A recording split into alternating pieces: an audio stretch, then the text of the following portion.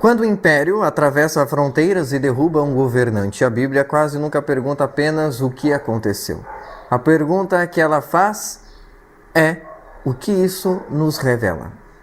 A intervenção americana na Venezuela e a prisão de Nicolás Maduro não são apenas eventos políticos. Para quem lê a história através das escrituras, elas soam como ecos. Ecos de padrões antigos descritos em uma época muito anterior à própria fundação dos Estados Unidos da América. Profetas não falam de manchetes, profetas falam de ciclos, de impérios que executam juízo e depois acabam descobrindo que eles estão também sob julgamento. Neste vídeo, portanto, nós vamos olhar para esses acontecimentos com um filtro que a Bíblia nos exige. Não identificados com torcidas pelo lado A ou pelo lado B. E também não identificados com a perspectiva da ideologia, mas identificados com a proposta do discernimento espiritual que a Bíblia e os profetas e também a sabedoria do relógio do mundo, a sabedoria de Israel, nos traz. Vamos perguntar, por exemplo, o que Edom, Esaú, o que Ismael, o que Gog e Magog representam quando deixam de ser apenas nomes antigos muito mal explorados hoje em dia e passam a descrever forças vivas que se manifestam e surgem ao longo de toda a história da humanidade.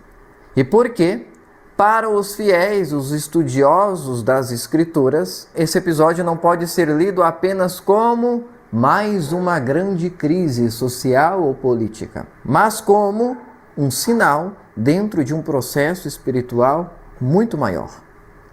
E se você quer entender o que está acontecendo, além daquilo que está visível para nós, fique até o final dessa aula e descubra o que as profecias bíblicas e a sabedoria de Israel têm a dizer sobre esses eventos. Nesta aula, nós vamos procurar fazer aquilo que raramente é feito com cuidado, que é uma análise política e objetiva de um evento contemporâneo, a invasão americana do solo venezuelano e a prisão do líder político Nicolás Maduro. E somente depois nós vamos conectar esses acontecimentos a leituras proféticas presentes em tradições bíblicas e explicadas dentro das tradições rabínicas do povo judeu. E, antes de mais nada, é importante deixar algo muito claro desde o início desta aula. Este vídeo não é um vídeo partidário e também não é um manifesto ideológico. O objetivo aqui não é defender cegamente governos, líderes ou blocos geopolíticos e econômicos, mas o objetivo é entender padrões históricos, papéis civilizacionais e narrativas e que revela, na verdade, uma grande mão invisível, a mão divina que costura a história da humanidade, onde esses eventos históricos, esses eventos políticos representam apenas nós, desse grande tecido no espaço-tempo que Deus costura para conduzir a humanidade a um cenário de redenção inevitável. Primeiro, nós vamos analisar, portanto, a situação no plano político histórico, com base em fatos que nós temos em mãos hoje, contextos e também interesses estratégicos que podem ser vistos de ambos os lados. Em seguida, nós ampliaremos a nossa lente para observar como as tradições bíblicas e como as tradições rabínicas interpretam impérios, nações e os conflitos que existem entre eles, não como manchetes, mas como recorrentes processos da história humana e como tudo isso está a serviço de um plano espiritual. Portanto, ao longo desta aula, nós faremos referências a figuras bíblicas centrais como Esaú, como Ismael e como o famoso conceito de Gog e Magog, entendendo-os não como caricaturas religiosas, como geralmente são trazidos, de forma sensacionalista, mas como categorias simbólicas usadas pelos sábios, pelos profetas e pela Bíblia para descrever forças históricas, políticas e espirituais que se manifestam ao longo da trajetória da humanidade. Para compreender qualquer ação externa envolvendo a Venezuela, é essencial para nós entender o contexto político interno deste país, que não começa agora e tampouco se resume a um único líder. Isso para nos afastar de uma perspectiva polarizada, onde através das manchetes, através da mídia convencional, o público é dividido em dois lados. Um lado se opõe à ação americana de invadir a soberania interna de um país, considerando que esse direito não pertence a nenhum líder estrangeiro de interferir na dinâmica interna de uma outra nação.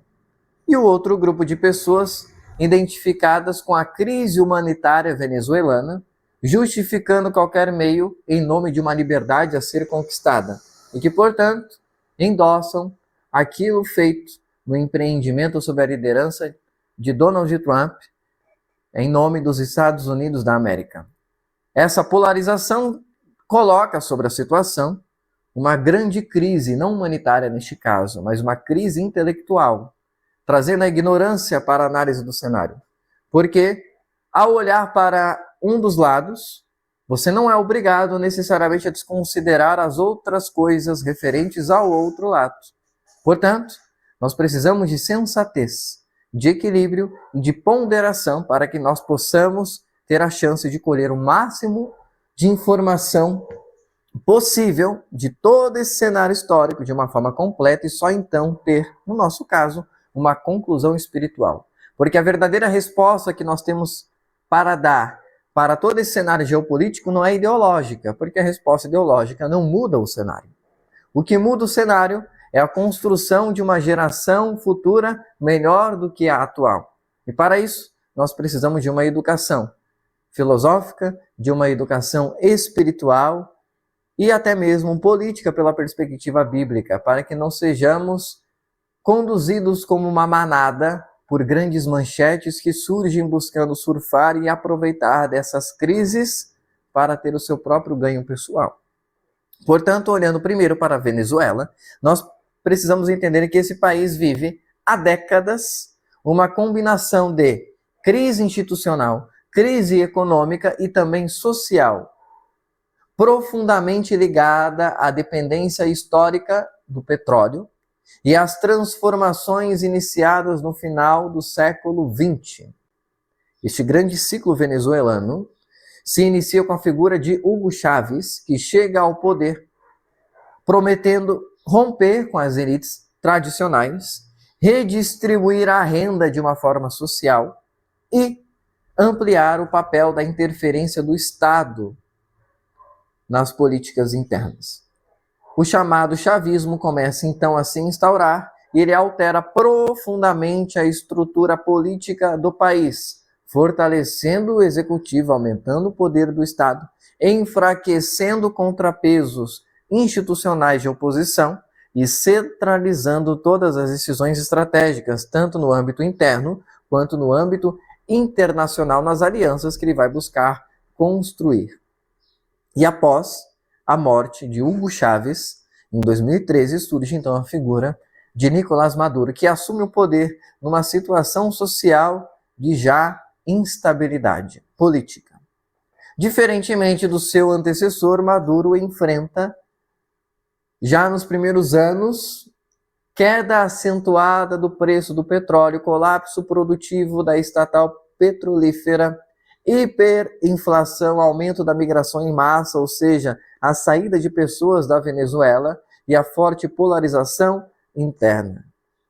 Vivendo um cenário de crise generalizada. E do ponto de vista institucional, o país passa a conviver então internamente com disputas sobre a legitimidade das eleições, conflito nos três poderes, numa disputa entre o executivo, o legislativo e o judiciário, repressão de opositores segundo denúncias internacionais e o enfraquecimento progressivo das instituições democráticas, fechando as portas cada vez mais e de forma definitiva para um diálogo internacional e utilizando políticas de supressão social.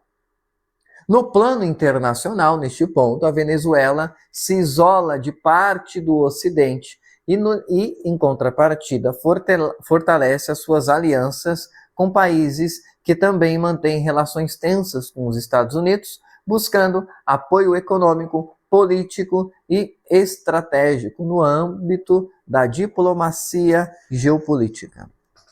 As sanções internacionais começam, impostas principalmente por países ocidentais, que se tornam ponto central do debate. Para críticos do governo venezuelano, elas visam pressionar por mudanças políticas, não contentes com o posicionamento de Nicolás Maduro.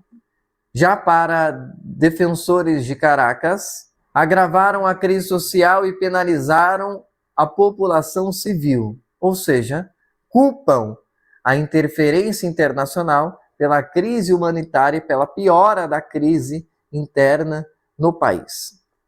Independente da leitura a ser adotada nesse caso, um ponto é amplamente conhecido.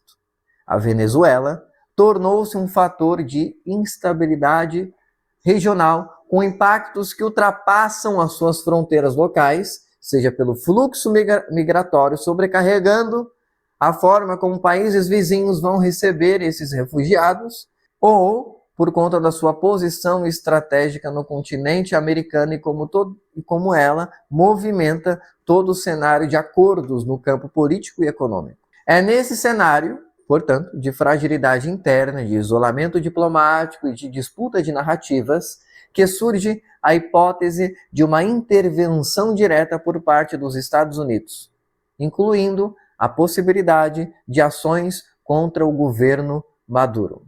Antes de analisar essa possibilidade à luz de profecias bíblicas, nós precisamos entender quem são os Estados Unidos nesse tabuleiro histórico e espiritual.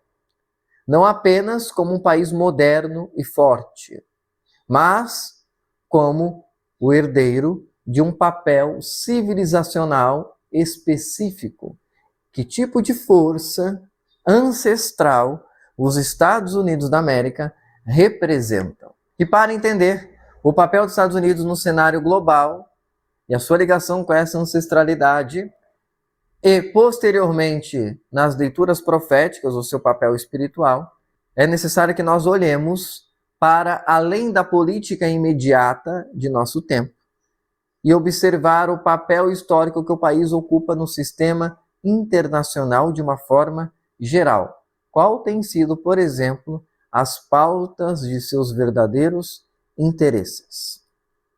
Desde o século XX, especialmente após a Segunda Guerra Mundial, os Estados Unidos da América emergem como principal potência global, exercendo influência militar, econômica, diplomática, cultural em praticamente todas as regiões do mundo, seja na Ásia, seja na Europa, seja nas Américas. E esse papel não surge do nada. Os próprios fundadores dos Estados Unidos da América se viam como herdeiros da tradição da República Romana e não da Roma imperial decadente, uma nova forma da civilização antiga romana. Isso se reflete em símbolos, instituições e também na linguagem política. Por exemplo, Estados Unidos tem a sua estrutura política separada nas ideias de Senado, Capitólio, República, direito codificado e, para quem sabe e conhece, o símbolo maior da soberania americana é a águia, como sendo o seu símbolo nacional. Historicamente, Roma exerceu a função de ordenadora do mundo conhecido, impondo leis, estabelecendo estradas, regulamentando o comércio e fornecendo segurança. Muitas vezes pela força, muitas vezes pela imposição, mas também, de uma certa forma, historicamente falando, criando estabilidade em civilizações até então reconhecidas como bárbaras. E Roma tinha como símbolo maior de seu império justamente a águia. De modo semelhante, os Estados Unidos passaram a atuar como garantidores de alianças internacionais, árbitros de conflitos regionais, como, por exemplo, o seu posicionamento no cenário do Oriente Médio, e líderes de uma ordem global baseada em regras, como, por exemplo, a fundação da OTAN. Essa posição gera uma ambiguidade constante de compreensão na hora de olhar para esse cenário. Para os aliados, os Estados Unidos representam estabilidade e contenção do caos, segurança global. Para os críticos, representa intervencionismo e hegemonia política, dividindo de novo a humanidade de uma forma polarizada diante de seu posicionamento político. Para os mais pragmáticos políticos, os Estados Unidos representa a solução para o mundo de nosso tempo. Para críticos mais ponderados, mais filosóficos, vão dizer que que os fins não justificam os meios. E o ponto central aqui não é julgar moralmente essa atuação, fazer uma análise moral, fazer uma análise de valores, mas reconhecer um fato histórico. Que fato histórico é esse? Os Estados Unidos ocupam hoje o espaço que Roma ocupou no mundo antigo, que é ser o centro do poder ocidental. Foi isso que Roma foi, e é isso que os Estados Unidos é hoje. Para além da opinião que você tenha sobre esse assunto, é impossível não admitir esta semelhança na atuação mundial. Para além disso, os Estados Unidos, inclusive, utilizam o slogan We the People, nós, o povo, totalmente inspirado pelo lema romano Senatus Populusque Romanus, o Senado e o povo romano. Esse slogan traduz o ode à democracia, ou melhor dizendo, o ode ao populismo, um instrumento de poder dos países livres ocidentais que utilizam-se de uma democracia representativa para defenderem seus objetivos. É extremamente por isso que, em leituras tradicionais judaicas e rabínicas, quando se fala de Roma como um arquétipo histórico, como um símbolo histórico e também espiritual, o foco não está nas ruínas na Itália, mas em quem exerce esse papel no presente. Não é só sobre o que Roma foi e representou, seja para o povo judeu ou para o mundo, mas é quem está no lugar dessa lacuna histórica criada com o fim do Império Romano, uma vez que o povo judeu reconhece que os personagens caem, mas as roupas continuam disponíveis para serem vestidas por novas personalidades que surgem, porque as forças espirituais são sempre as mesmas, não importa quem as represente. Antes de avançarmos para essas leituras, é importante reforçar um ponto. Essa conexão não é étnica, não é racial, não é genética, mas funcional e simbólica. Não estamos dizendo que os Estados Unidos, de uma forma ou de outra, descende de Roma. Não é esse tipo de ligação que estamos fazendo.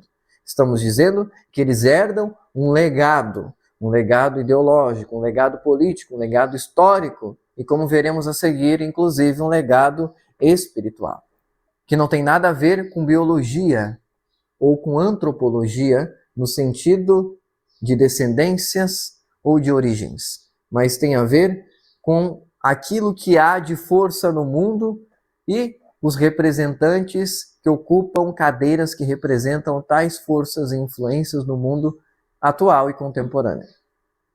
Com isso estabelecido, nós podemos agora avançar para uma leitura mais específica e detalhada. A visão profética apresentada por um rabino, que é o rabino ou Rabbi Shapira, que interpreta esse cenário contemporâneo à luz de fontes rabínicas contundentes. A partir desse ponto, nós estamos então entrando agora num campo diferente da análise política tradicional. Estamos saindo de uma narrativa geopolítica para uma esfera espiritual, que é a interpretação rabínica das leituras proféticas dentro de um cenário contemporâneo. Um dos rabinos que vem ganhando atenção nesse debate é o Rabbi Shapira, conhecido por conectar fontes clássicas do Midrash, Talmud e do Zohar com acontecimentos geopolíticos atuais. Segundo o Rabbi Shapira, estamos vivendo um período em que dois grandes blocos civilizacionais, descritos simbolicamente nas fontes bíblicas, entram em uma fase decisiva de interação e também de conflito. Em suas exposições, este rabino destaca que a tradição rabínica não fala apenas de povos antigos, mas de forças históricas recorrentes que reaparecem sob novas formas. Dentro dessa leitura, o rabino Shapira identifica o cenário atual como momento de realinhamento global, alianças temporárias e crescente instabilidade entre as grandes potências globais. O campo e o tabuleiro de xadrez está sendo movimentado pela mão invisível de Deus. E aqueles que entenderem isto tudo, o mais rápido possível, como não sendo algo que tem a ver com mocinhos e vilões, mais rápido conseguirá compreender a grande mensagem divina por trás de tudo. Na perspectiva divina, não existe mocinhos e vilões no cenário internacional das nações. A promessa bíblica é para o povo judeu, e o juízo divino é para colocar cada um dentro de seu devido contexto. Ou seja, todos estão sendo instrumentos de Deus em prol de uma redenção da humanidade através do povo de Israel. Os Estados Unidos, mesmo quando ele cumpre um papel civilizatório, ele também está sendo movimentado para ter os seus dias abreviados no que se refere à grande influência e potência que ele representa no mundo. Um ponto central de sua abordagem, do Rabino Shapira, é a ideia de que, antes do conflito final descrito nas profecias que haveria de acontecer em torno de Jerusalém, há períodos de cooperação estratégica entre forças que mais tarde entram em choque. Numa primeira referência bíblica, você deve se lembrar do episódio aonde Moisés enfrenta um líder conhecido na Bíblia como Balaque.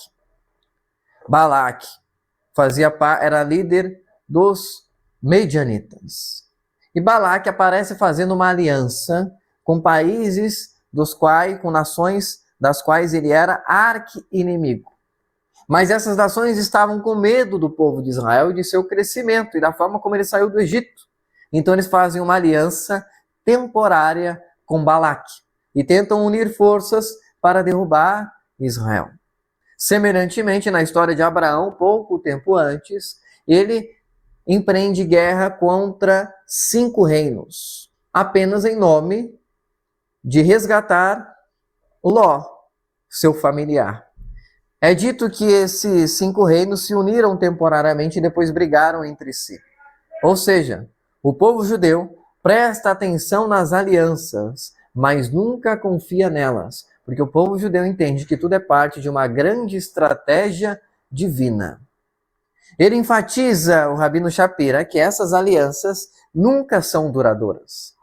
Não são baseadas em valores comuns profundos, em princípios que unem forças, mas em interesses particulares que momentaneamente podem ser unificados.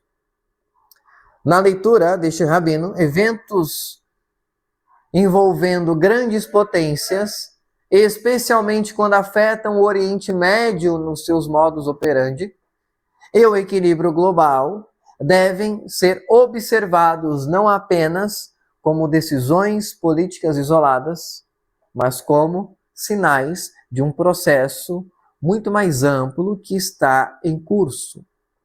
Para compreender por que, por exemplo, alguns rabinos contemporâneos associam os Estados Unidos da América a Edom, a Esaú, é necessário esclarecer quem é Edom e o que Edom, Esaú, enquanto povo, significa dentro da tradição judaica. Biblicamente falando, Edom é o território associado a Esaú, irmão de Jacó, a Esav, como é o seu nome em hebraico.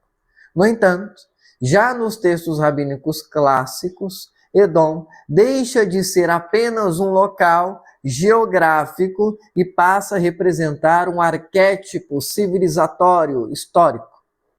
A tradição rabínica faz uma transição importante, chamando Edom de Roma. Não porque os romanos fossem descendentes biológicos de Esaú, mas porque Roma assumiu o papel de poder dominante que subjuga Israel, nem sempre de uma forma violenta, mas principalmente de uma forma política que suprime a soberania israelense, disfarçando em seus discursos de paz uma verdadeira pressão de controle. Para fortalecer essa compreensão que os sábios fazem, lembre-se de uma cena. Jacó sai da casa de Labão, lá em Gênesis, e vai se encontrar com seu irmão Esaú. Jacó se prostra 7 vezes. Oferece presentes de reconciliação a Esaú. Esaú lhe recebe de forma condescendente, aparentemente altiva, mas ao mesmo tempo de espírito aberto. E Esaú dá um beijo no rosto de Jacó. Mas, no livro dos profetas, você vê Esaú sendo repreendido, dizendo que ele foi indiferente à dor de Jacó quando Israel foi invadida por reinos ao seu redor. Ou seja, o modus operandi de Esaú sempre foi influenciar, controlar e dominar, não através de uma violência explícita, mas através de uma falsa amizade e de alianças falaciosas. Todos sabemos que os Estados Unidos, por exemplo, já poderia ter resolvido o problema do Oriente Médio. Mas ele não resolve, ele protela, ele supostamente influencia, ele traz garantias, ameaças e posiciona quando é conveniente para ele. Mas ele nunca entra na história de uma forma definitiva, porque ele também não tem interesse na liberdade do povo judeu de uma forma exímia e duradoura. Por exemplo, quando os Estados Unidos vai se envolver nas demandas do Oriente Médio, principalmente se tratando de líderes republicanos, você vê eles indo até o público para, através de muita verborragia, defender a soberania do Estado de Israel frente aos conflitos que eles enfrentam. Mas, internamente, nos bastidores, na influência que os Estados Unidos têm na ONU, você vê muito mais esforços do país americano em tentar convencer Israel a ceder nos seus posicionamentos. Longas e variadas reuniões a portas fechadas são feitas, onde tenta-se dissuadir Israel através de uma linguagem de ele ser mais forte, de ele ter mais poder e etc., de retroceder nas suas reivindicações em nome de sua liberdade. E a paz tende a ser conquistada graças ao constante ceder do Estado soberano judeu. Isso se tratando da maior força de apoio americana vinda dos republicanos. E quando não é o republicano que está na liderança do Estado americano, quando é um democrata, por exemplo, você vê que até mesmo os discursos públicos são encharcados de críticas contra a soberania do Estado de Israel. Ou seja, os Estados Unidos não consegue ser estável no seu posicionamento histórico de apoio à nação judaica. Exatamente como foi sempre o comportamento de Esaú ao longo da história. Ou seja, a partir deste ponto, Edom passa a simbolizar o império hegemônico do mundo ocidental. A civilização fundada sob poder militar, através inclusive do direito, da ordem e da expansão. A força que governa o mundo em determinado período histórico e motivada por um único interesse, o interesse particular do próprio poder. Quando Roma cai, Edom não desaparece de imediato, porque o símbolo espiritual prevalece e continua. Ele se desloca junto com o centro do poder ocidental. Roma se transforma na Europa cristã. A Europa cristã atravessa o mundo atlântico, dando origem aos Estados Unidos da América. As Américas sendo fruto da Europa cristã exploradora e civilizadora, dando origem às grandes potências do chamado mundo livre. Ou seja, pode não haver uma descendência biológica, mas existe uma sucessão histórica direta que conecta Roma aos Estados Unidos da América. Dentro dessa lógica, alguns rabinos entendem que os Estados Unidos não são Edom por identidade nacional, mas porque ocupam hoje o papel que Roma ocupou no passado, são associados ao que este grande símbolo bíblico significa. Essa leitura, ela vai se apoiar em 3 elementos principais, que são eles: centralidade global. Os Estados Unidos influenciam a política, a economia e a segurança mundial. 2, a herança cultural romana, através das instituições americanas, através dos símbolos levantados e defendidos e através do direito romano, a base da civilização americana. E 3, capacidade de impor ordem ao caos através de manobras políticas e de discursos. Dependendo da perspectiva, esta ordem também é lida como caos. E este caos também é lido como ordem. Por exemplo, o posicionamento americano em terras árabes, através das muitas guerras que são retratadas em muitos filmes, nós vemos, numa análise geral, uma certa ordem sendo estabelecida. Mas para o cenário interno de muitos desses países, um grande caos social generalizado de muitas mortes inocentes também existe.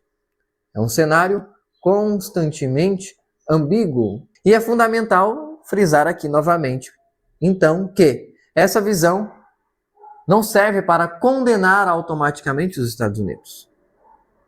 Não estamos afirmando que os americanos são inimigos de Israel. Porque a análise aqui também não é nem sobre o indivíduo, sobre o povo americano. É sobre o que a grande nação representa historicamente. E também não transforma Edom em um rótulo moral absoluto para criar algum tipo de percepção xenofóbica ou qualquer coisa nesse sentido. Mas, em muitas fontes rabínicas, Edom sempre aparece nessa linguagem que nós estamos apresentando através de uma imagem ambígua, ao mesmo tempo instrumento de domínio, e parte também do plano histórico que antecede a redenção. Então, sim, muitos dos posicionamentos americanos trazem ordens, às vezes locais, às vezes globais. E sim, em muitas ocasiões históricas esteve a serviço da paz divina, para, inclusive, promover certas liberdades necessárias. Mas, ao mesmo tempo, criando manchas em sua história, às vezes manchas de guerra, às vezes manchas políticas, para também, de uma certa forma, responsabilizar este mesmo país para que ele não tenha apenas o estigma de redentor, mas que também tenha um estigma de responsabilidade histórica. E o porquê disto é onde habita uma verdade espiritual que precisaremos compreender. Os Estados Unidos representam hoje o poder ocidental dominante que herdou o papel histórico de Roma. Tendo isto esclarecido, precisamos avançar para o próximo passo, mais profético. Como Edom, Esaú e Ismael aparecem juntos nas tradições sobre Gog e Magog. E por que alguns intérpretes veem nesses termos o Ocidente e o mundo árabe contemporâneo. Ou seja, qual é o papel profético que o mundo árabe e que os Estados Unidos, como representante atual de Roma e de Edom, possuem no cenário espiritual. Então nós chegamos nesse ponto da nossa aula a um dos temas mais complexos e frequentemente mal compreendidos da tradição bíblica, o símbolo profético de Gog e Magog. O que é Gog e Magog? Na visão judaica e não na visão sensacionalista comum. Diferente do que muitas leituras populares sugerem, Gog e Magog não são representados nas fontes judaicas apenas como um evento militar específico, ou seja, como o nome de uma grande guerra final, mas como um processo histórico e espiritual gradativo que envolve e engloba nações, alianças e rupturas políticas.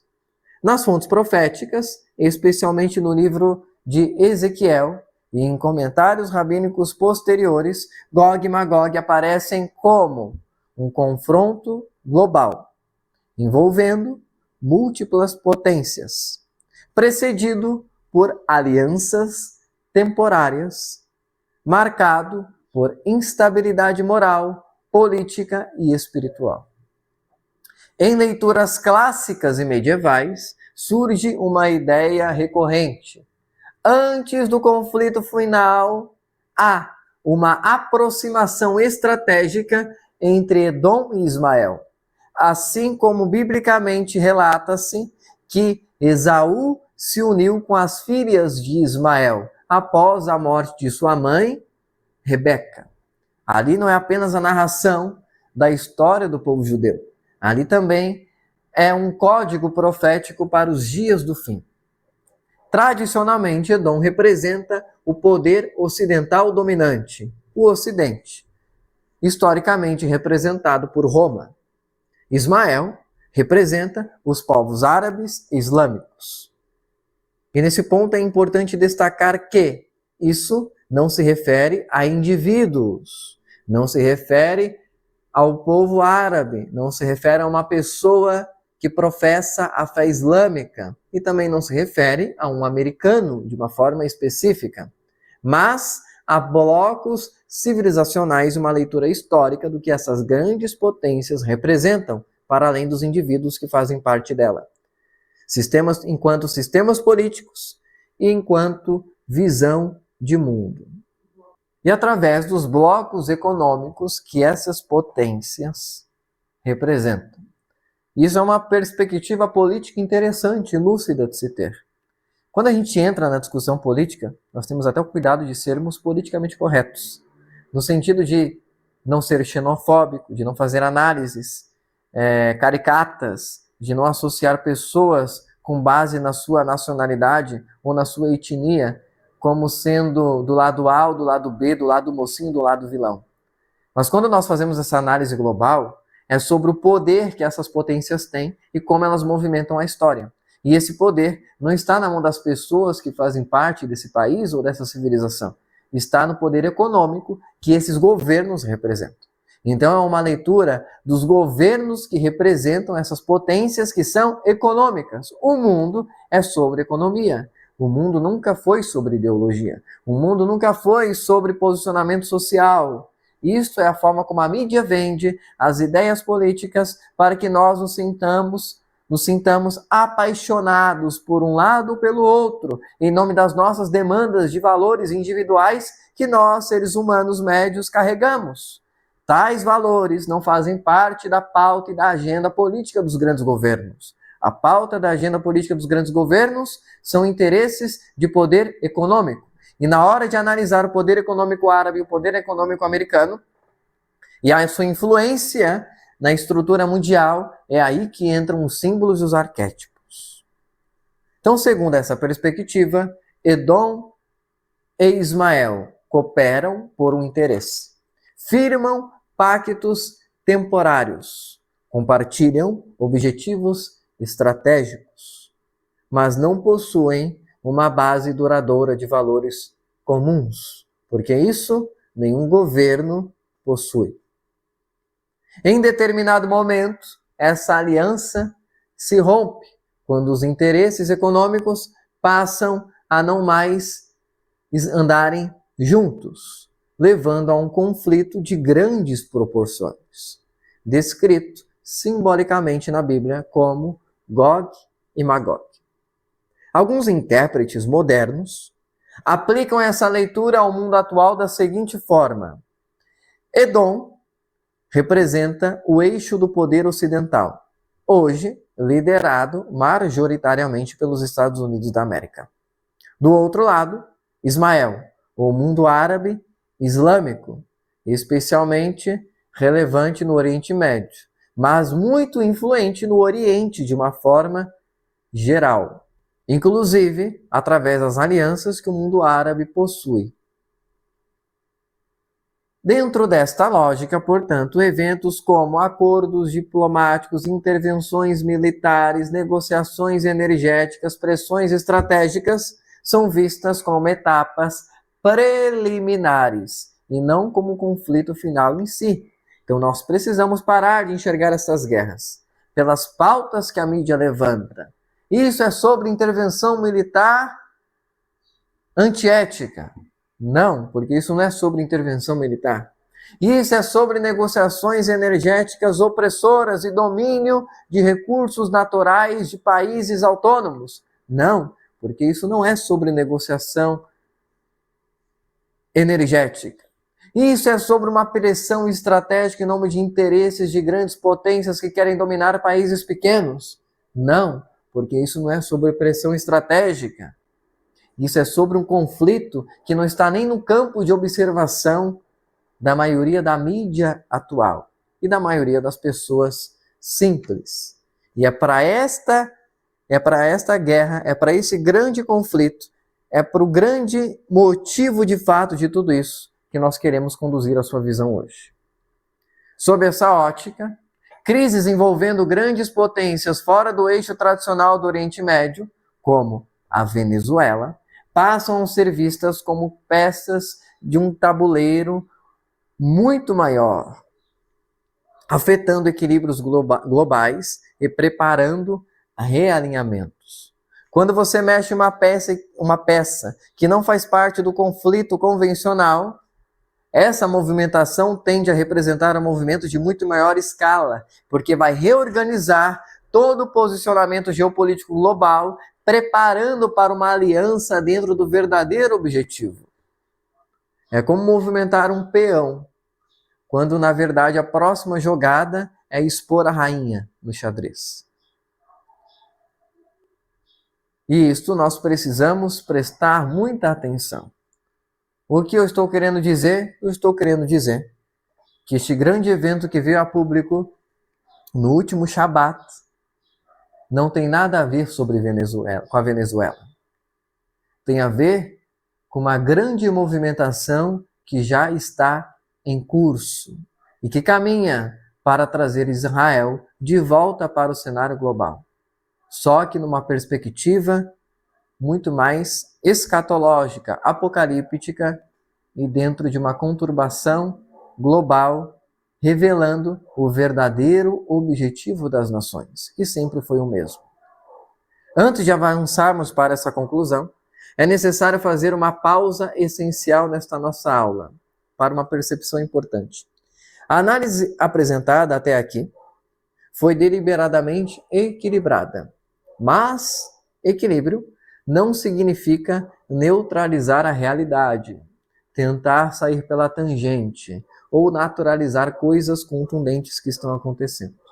Nada do que foi dito apaga, e nem poderá apagar, a marca profunda de dor, sofrimento e sofrimento e destruição deixada pelo chavismo na Venezuela. Ao longo de mais de 2 décadas, múltiplas denúncias foram feitas por organizações internacionais, por jornalistas sérios, por exilados e também por opositores, apontando repressão violenta a protestos civis, prisões políticas arbitrárias, perseguição a opositores e a jornalistas, colapso deliberado de instituições, uso do Estado como instrumento de controle e medo, empobrecimento em massa, fome e êxodo de milhões de pessoas. Então, sim, havia ali um sistema ditatorial opressor. Inclusive, uma declaração de um venezuelano se tornou famosa nos últimos dias após os eventos e essas grandes discussões políticas feitas por quem está de fora disso tudo. Esse venezuelano disse: sim, os Estados Unidos da América têm interesse particular e eles querem o nosso petróleo. Mas só Deus sabe o que nós passamos e o que nós vivemos nos últimos anos. E o petróleo é o preço mínimo para conquistar a nossa liberdade. Que fiquem, portanto, com o petróleo, se no fim da história tivermos liberdade.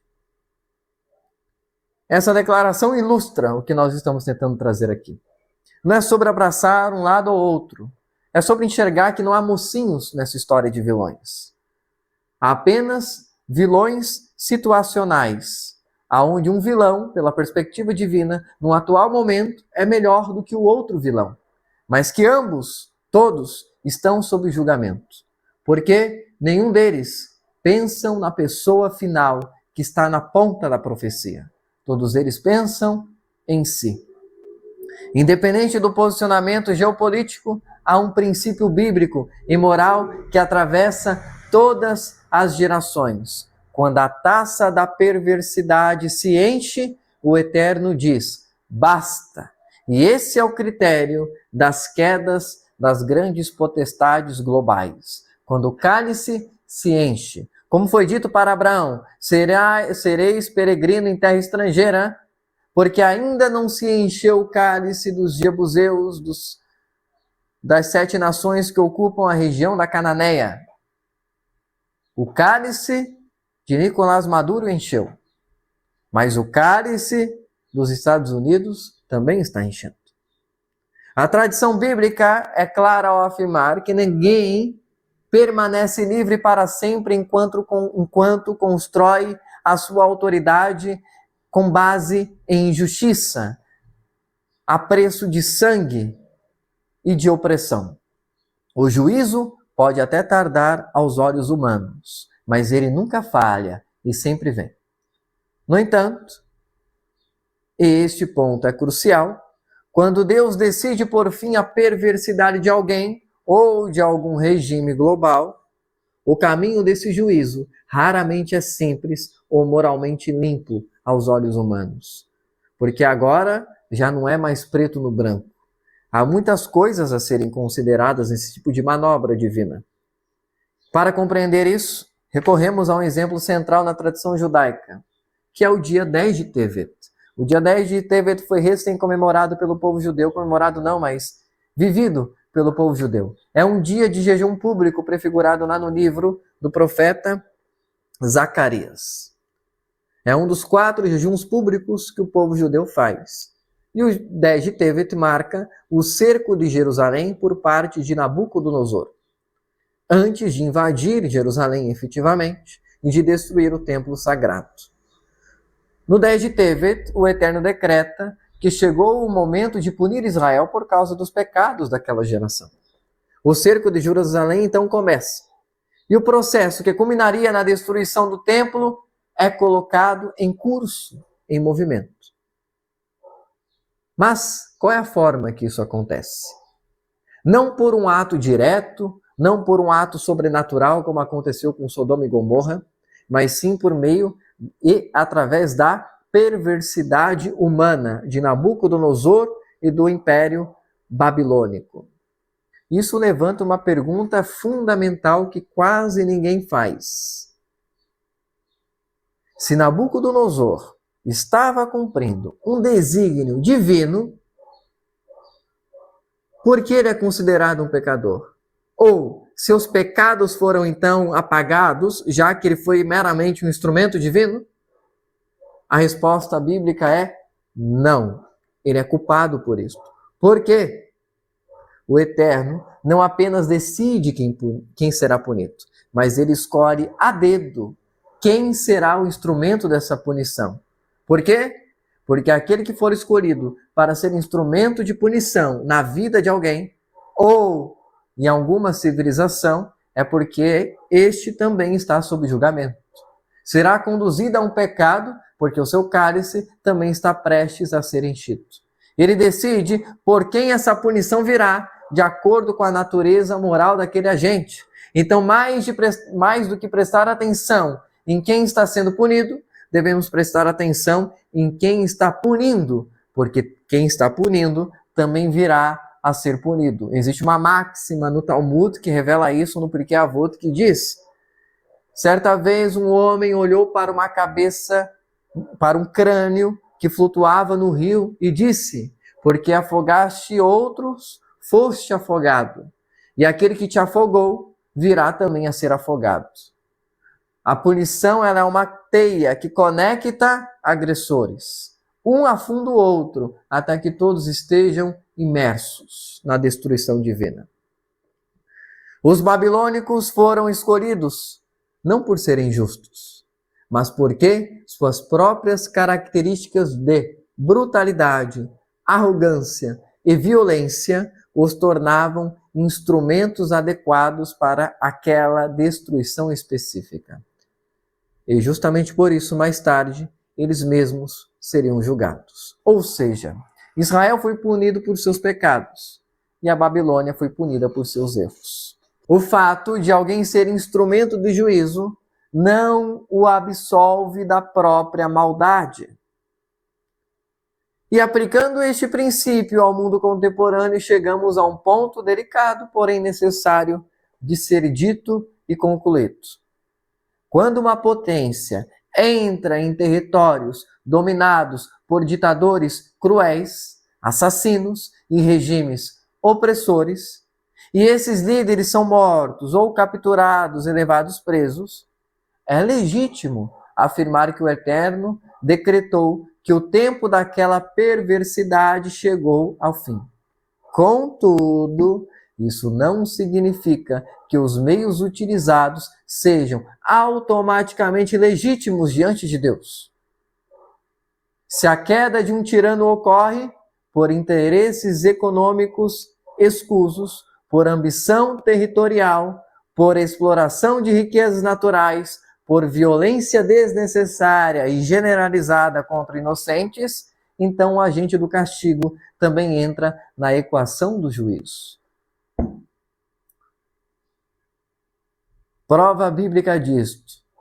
Salomão escreve: quando o teu inimigo cair, não te alegre, para que o Eterno não desvie dele a sua ira. Aquele que se sente confortável na posição de juiz é porque a sua mente, seu coração e a sua alma, ou aquilo tudo que ele representa, também está com seu livre arbítrio cerceado e está também em juízo divino.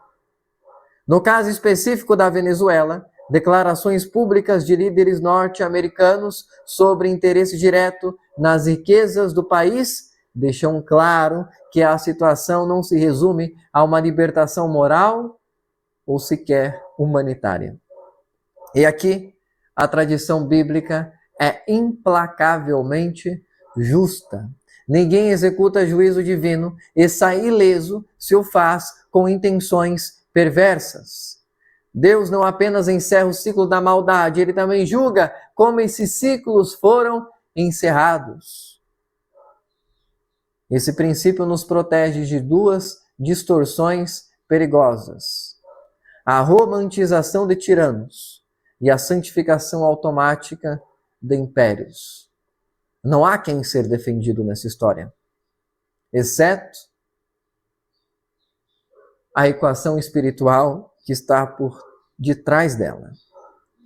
Com essa base ética estabelecida, podemos então ter a conclusão final disso tudo.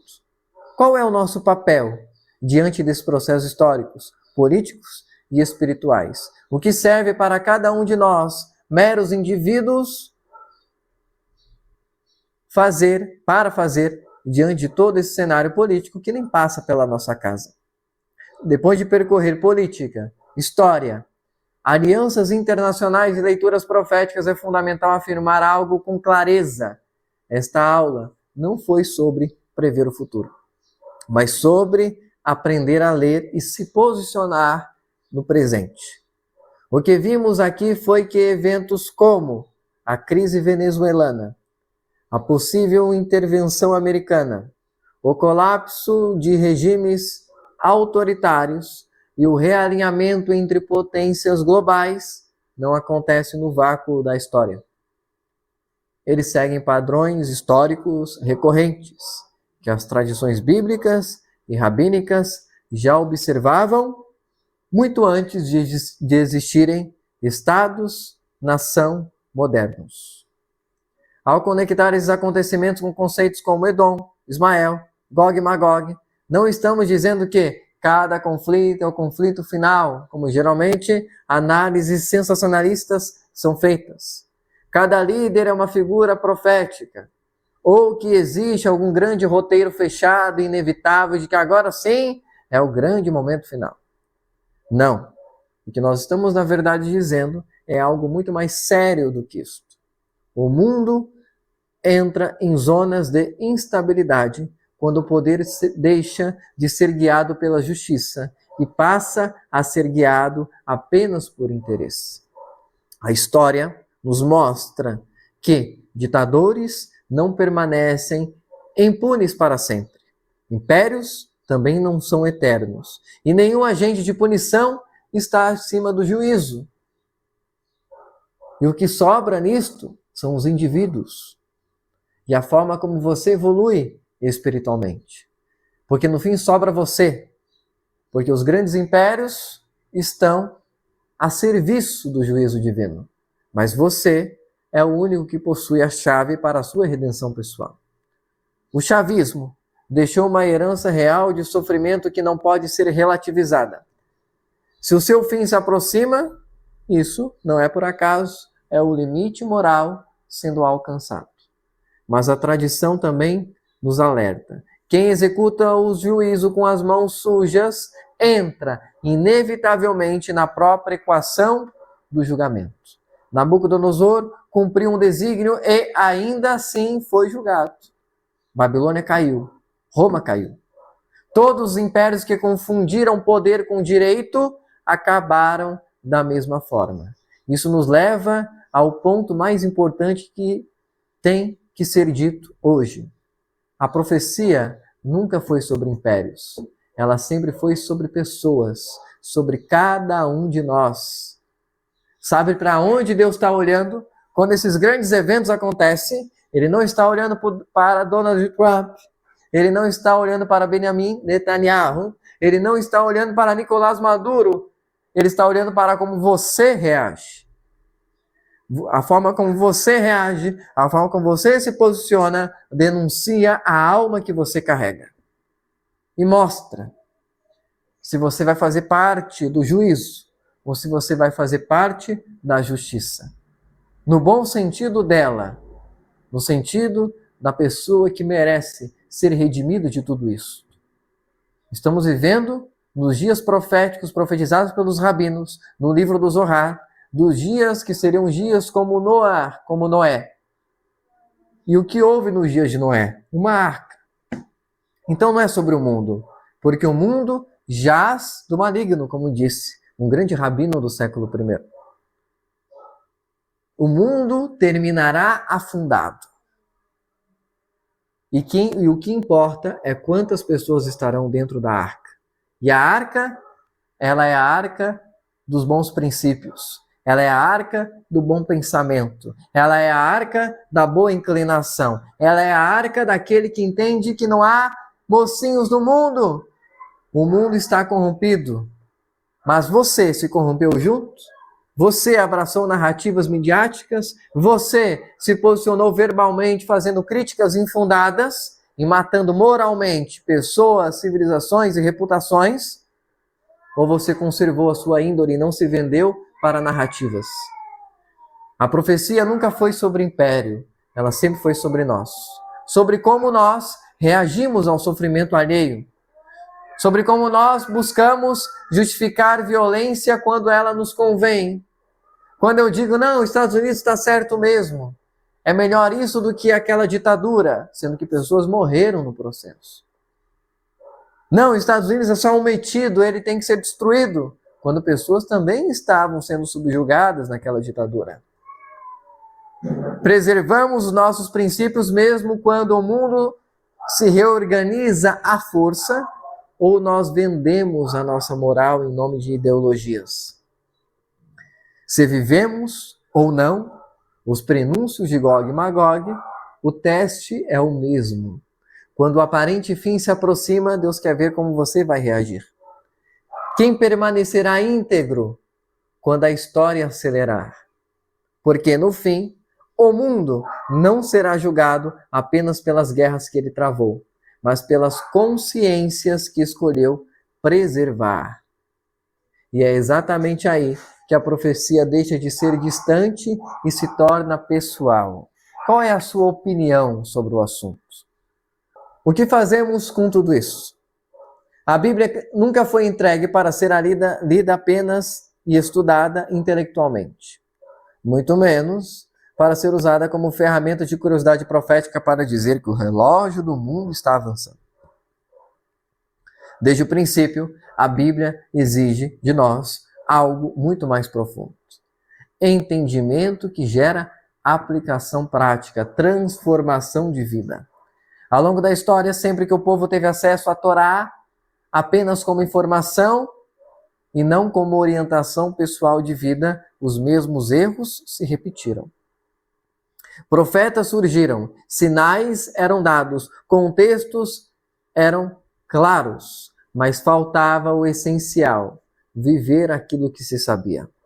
Por isso, análises como esta fazem sentido se nos conduzem a um lugar prático, de maior consciência, de maior responsabilidade, de maior compromisso com os valores bíblicos no cotidiano. É exatamente a partir dessa necessidade que nasceu, inclusive, a Kehillah Mikdash Davi.